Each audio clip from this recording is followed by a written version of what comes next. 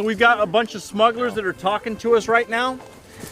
You hear them? Those are the smugglers getting ready to bring their people over.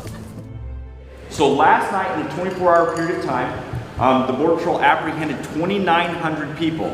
Go back 4 weeks ago, and that was about 700 people. You did get to see the coyotes, and you did get to see them mocking us. They were mocking us the entire time. They were making fun of us. They were telling us that there was nothing that we could do because they know that they're going to get their products across. Please understand, this is $1 billion a year industry, and that is simply smuggling of humans. That's it. That's not even getting into the drug part. How you doing? Good. Right now, 145,000 apprehensions so far this fiscal year. I'd be lying to you if I told you it's not a crisis. Bar none, it's a crisis.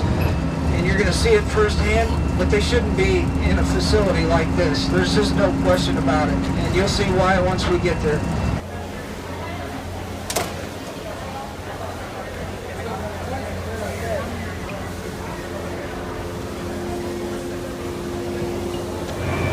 We just came through a facility where they're testing unaccompanied minors. They have a long line, and they're doing it in about tranches of 20. You have to wait 15 minutes, and then they go down the line. Now, these are all kids that have been together for days.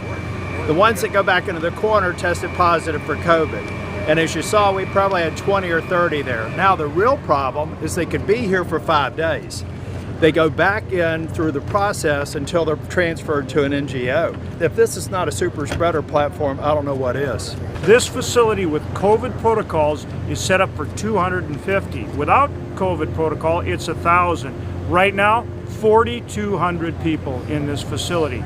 And as Tom just said, they go from here all over the country. 861 migrants with criminal records in our country have been caught coming back in, trying to blend in with the huge influx of migrants. We have sex offenders, we have human traffickers, all blending in with this enormous flow of truly little kids.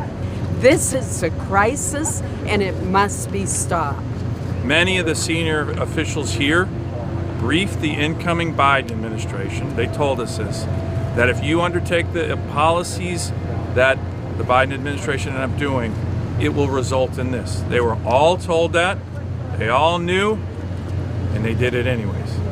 There's no reason whatsoever why someone from Guatemala, El Salvador, or Honduras, when coming by land to the United States, could not apply for asylum in Mexico and remain in Mexico while their asylum applications are pending.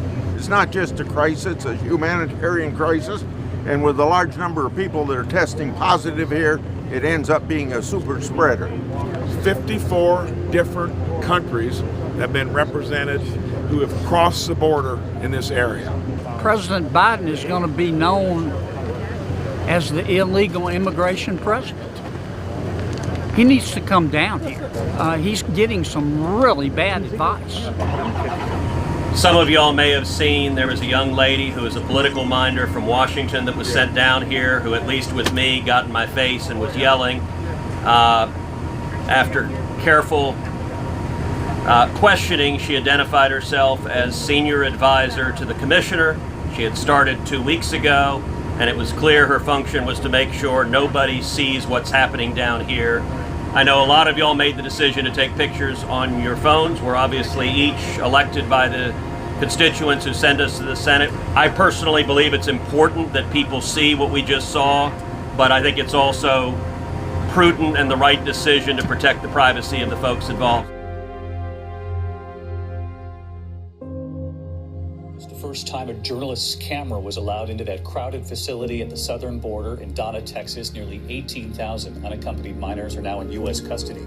Those new images from inside tonight, one pool camera, as it's called, let in for the first time to share with the rest of the media.